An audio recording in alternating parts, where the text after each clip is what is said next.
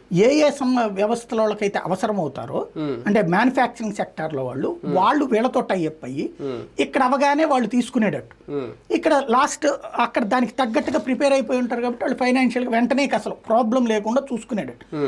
దీనివల్ల ఏమవుద్దంటే మనకి చైనాలో 28 నుంచి 30% మంది స్కిల్డ్ లేబర్ దొరుకుతారు. అందుకే ప్రపంచం అంతా తీసుకెళ్ళి ఈవెన్ అమెరికా వాడు చైనాతో అంతరచ్చ అయ్యి కరోనాతో అంతరచ్చ అయినా కూడా చైనాని ఎందుకు వదిలేరు వాళ్ళు అంటే అక్కడ స్కిల్డ్ లేబర్ దొరుకుతారు. ఎందుకు? అది నియంత దేశం కాబట్టి చదివేటప్పుడు ఖచ్చితంగా ఆ స్కిల్ నేర్చుకు తీరాలి.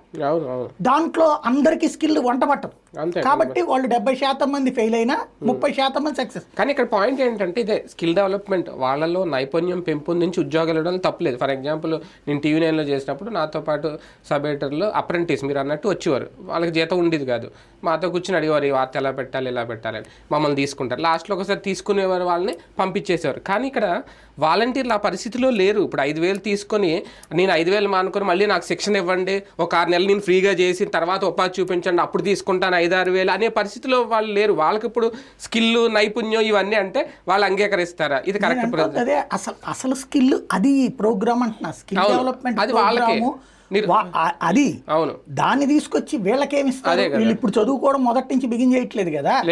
రెండవది ఏంటంటే ఇప్పుడు ఇచ్చే ఇట్లాంటి స్కిల్ ట్రైనింగ్లు ఎట్లా ఉంటాయంటే 15 రోజులు కుట్టు ట్రైనింగ్లు, కుట్టు మిషన్ల ట్రైనింగ్లు, ఎంబ్రాయిడరీ ట్రైనింగ్లు, లేకపోతే కనుక